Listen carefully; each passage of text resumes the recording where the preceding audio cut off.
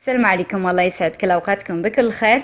فيديو اليوم تحدي كتير حبيته، يوتيوبر عراقية كتير عزيزة علي تحدتني انه اعمل الدولمة. عملتها وهذه هي مثل ما انتم شايفين. اخذت الوصفة منها سبق ودقتها، ما شاء الله طلعت كتير طيبة، كتير حبيتها. وايضا انا تحديتها وطلبت منها تعمل طبخة وهي السلام عليكم، كيف انتم؟ لاباس عليكم؟ طبعا انا مو مغربيه، انا عراقيه من قناه هند دير. تحدتني امل انه اسوي كسكس مغربي، وانا كنت قد التحدي وسويته، وتحديتها تسوي دولمه عراقيه. بعد ما تخلصون هذا الفيديو تاكدوا ان تزورون قناتي وتشوفون الكسكس المغربي اللي سويته. اتمنى لكم مشاهده ممتعه، ومع السلامه. مثل ما شفتوا اللي تحدتني هي هند. الآن رح نشوف مع بعض كيف عملت هاي الدولمة، واللي ما بيعرفوها بتمنى انهم يجربوها ويحبوها، وفرجة ممتعة. لعمل الحشوة رح نحتاج إلى المكونات اللي انتم شايفينها الآن. أنا ما ذكرت الكميات ولكن طلع عندكم مكتوبة بالوصفة. هنا عندي الرز، استخدمت المصري اللي هو قصير الحبة. لازم ننقعه أقل شيء من ربع إلى نص ساعة قبل ما نستخدمه، لهذا مثل ما انتم شايفين حطيته في الماء. بصل قطعته مكعبات، طماطم مكعبات، لحم مفروم، يكون مفروم خشن، يعني لو أخشن من كده يكون أفضل.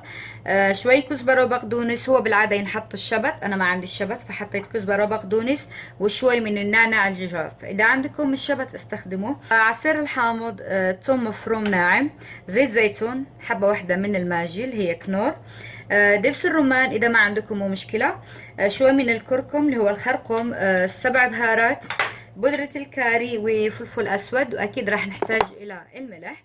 آخر الفيديو راح أقول لكم عن بودرة الكاري وهذه التوابل إيش مكوناتها في حال إذا ما توفرت عندكم كده جاهزة. بالنسبة للخضار اللي راح نحشيها، عندي هنا 2 حبة من البصل الأبيض سبق وجهزتهم، بعدين راح نشوف كيف عملتهم زي كده. محتاجين إننا نفتحهم كل ورقة وحدها. ورق العنب نظفته وشلت منه العود اللي يكون هنا. في قاع الطنجرة راح أحط الكرفس، إذا عندكم السلق استخدموا أعواد السلق اللي هو السلك. بالنسبة للخضار عندي هنا الباذنجان اللي هو هذا الصغير، حتى الفلفل، الكوسة اللي هي القرع الأخضر، وحبات طماطم. الكمية ما حلو الماء محدد على حسب انتو كمية الحشوة اللي عملتوا، يعني على حسب عدد افراد الاسرة. اول شيء نبتدي به هو سلق البصل حتى نقدر نفتحه الى ورقات. فمثل ما انتم شايفين هنا البصل عندي الابيض الكبير، شلت القلب اللي موجود هنا. بعدين راح نعمل فتحة نوصل الى وسط البصلة، اوكي بهذا الشكل، ونوقف. نفس الشيء بالبصلة الثانية، واحطه على النار ينطبخ لحتى يصير علينا سهل اننا نفتح. اوكي الى النار. سلقت البصل ل10 دقائق وهذا هو. طبعا رح نفتح البصل بهذا الشكل. نحن لاننا عملنا هاي الفتحة في البداية فبسرعة بتزول عندنا الورقات. حاولوا تفتحوها وهي سخنة شوي لحتى تزول معاكم بسرعة. بالنسبة للباذنجان ممكن تستخدموا الباذنجان العادي اذا ما عندكم الطويل. انا استخدمت هذا لانه العادي عندنا جدا كبير، فرصيتهم زي كده. ما رح قطع منهم شوي لحتى يصيروا عندي بنفس الحجم. بعدين هذا الراس راح نخليه هيك. شفت هند عملت. محتاجين الان نفضي الباذنجان من الداخل. حاولوا تعملوا هاي الحركة، بتطروا حبة الباذنجان ولما تيجوا تفضوا قلبها بيكون سهل. بنجيب هذه اللي نفضي بيها زي كده، احطها بالوسط والف.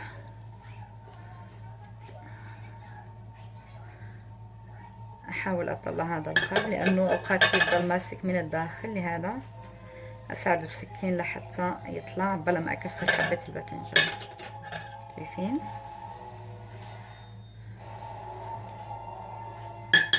هذه الطريقة. نفضي اللي بعد جوا بهذا الشكل. جهزت الباذنجان. طبعا هذا الغطا بنخليه لانه بعدين بنعمله زي كده لتقفيل الحبة. بنفس الطريقة راح افضي الكوسة، وانا اكين هذا عندي اصغر من هذه، لهذا راح استخدم هذا المعروف ايضا حتى هو زي كده في الداخل، ونجلس نلف ونسحب هذه الاشياء اللي فضيناها. طبعا هذه الزوائد اللي بنطلعها ما نرميها لانه هي نفسها بعدين راح نرجع نحطها بالحشوة. كل ما فضيتوا جوا اكتر بتاخد معكم حشوة اكتر. هذه هي. بالنسبة للفلفل نفس الشيء، راح اقطع بالسكين. بنحاول نشيل هذا الابيض ونطلع هذه البذور. زي كده بنفضل الفلفل من الجوانب البيضاء اللي تكون لصقة فيه، وايضا البذور. بالنسبة للطماطم بشيل منها الراس، بنفتحها زي كده حتى هي ما نقطعها للآخر، بنخليها زي كده مسكة شوي، ثم نحاول نفكها من الداخل لحتى نطلع القلب اللي فيها. في البداية فكيت الجوانب زي كده بالسكين، ثم بملعقة صغيرة أفضي اللي باقي بالداخل. والطماطم لو يكون عندكم هاي الطويلة الصغيرة الحمراء بيكون أفضل. خلاص زي كده نجهز حبات الطماطم. بعد ما خلصت الخضار، هذه القلوب اللي طلعناها من وسطها حتى هي بنقطعها زي كده صغيرة، وراح نضيفها للحشوة، بتعطي طعم كتير طيب. ثم راح نبتدي نعمل الحشوة. عندي هنا حبة الماجي، أحب زي كده أبشرها لحتى تدوب معايا بشكل أسرع داخل الحشوة. على راح أحط عصير الليمون، الثوم اللي فرمته ناعم ممكن تستخدمون البودرة، الزيت،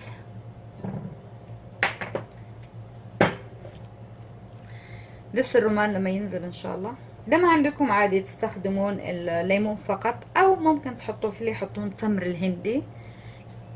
هذه الملعقة الثانية. بالنسبة للمنكهات عندي هنا اللي هو النعناع الجاف، ممكن تستخدموا النعناع الفريش. طبعا هذه الاشياء على حسب ذوقكم. الكاري، الكركم اللي هو الخرقوم، نسيت ما ذكرت مكونه اللي هو معجون البندورة، راح اجيبها. هذا خليط السبع بهارات زي كده، والفلفل الاسود. معجون البندورة على حسب انتو كيف تحبون لونها، هل يطلع احمر او ايش انتو حابين. انا هنا حطيت 3 ملاعق.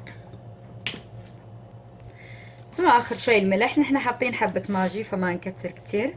اشوف هذه الكمية كافية. غير كده انا سبق وملحت الخضار. هذول الان راح نحط عليهم هنا البصل، شوي من الكزبرة مع البقدونس، الطماطم، وهذه قلوب الخضار اللي قطعناها صغير، واللحم المفروم. نخلط كتير منيح. ثم راح اضيف الارز مثل ما انتم شايفين هنا صفيته. انا ما حطيت الكمية كلها، حسيت ان الارز كتير. زي كده تعتبر عندي الحشوة صارت جاهزة.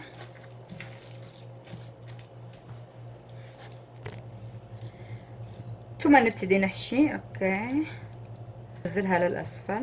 طبعا لان احنا عندنا رز ما نملاها للراس، لانه هذا الرز لازم ينتفخ بعدين، مو حابينه يطلع لنا من الحبة، لهذا سيبه شوي فراغ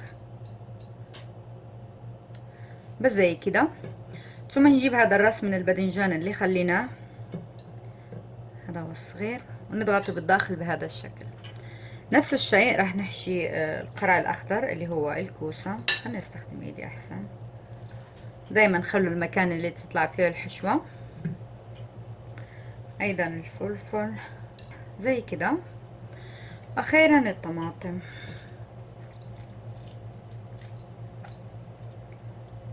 هذا الشكل نكون حشينا الخضار. حنحشي ورق العنب، ف نحط زي كده كمية من الحشوة، ما نكتر كتير. بنلفها على بعضها بهذا الشكل. انا ورق العنب اللي عندي طلع حجمه كتير صغير، فبتطلع معاي حبات صغيرة بهذا الشكل. حشوة البصل زي كده، حتى هو بناخذ نعمل داخله شوي من الحشوة بهذا الشكل. بحاولوا ما نكتر كتير لحتى نقدر نلفها على بعضها، ثم نرجع نلفها بهذا الشكل. نعمل معكم واحدة تانية. نحط الحشوة هنا. طبعا كمية الحشوة على حسب البصلة قديش حجمها. أنا عندي هذه كبيرة. نرجع نلفها على بعضها بهذا الشكل. نحشي البصل كله. خلصت حشو ولفيت ورق العنب كله. الآن راح نطبق الطبق بالطنجرة. فطنجرة زي كده على النار، انا احب احط شوية زيت زيتون بالاسفل، ادهنه زي كده. بعدين استخدم هذه العيدان اللي هي الكرافتس، هذه بتعطينا طعم وايضا بتحملنا الاكلة لحتى ما تنحرق على النار. ثم راح ارش هنا رشة ملح. بعدين راح نرص هذا البصل اللي حشيناه.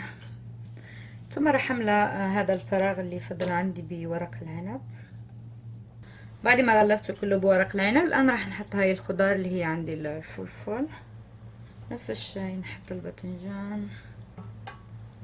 ثم راح نحط حتى الكوسة واضيف شوي من ورق العنب.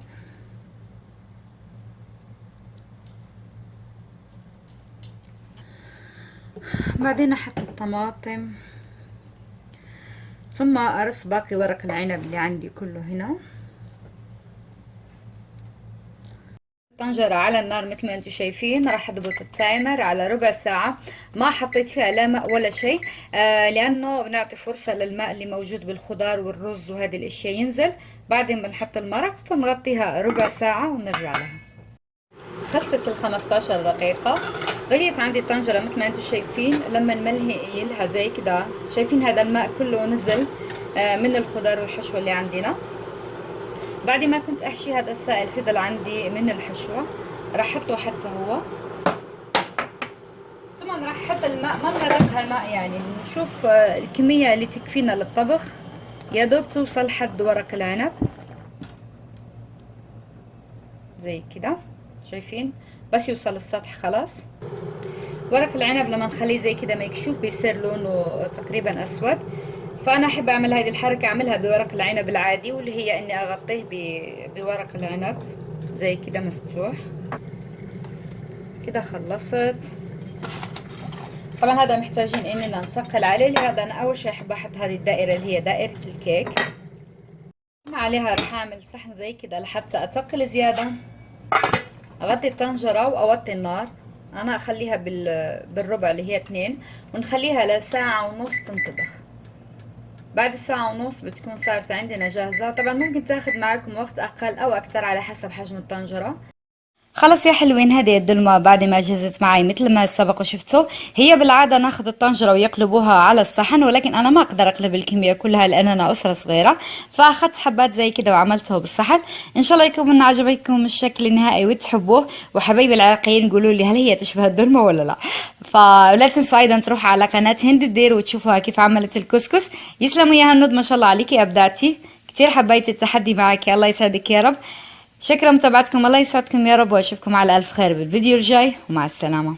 لا تنسوا تروحوا لقناة هند. اوكي، باي باي.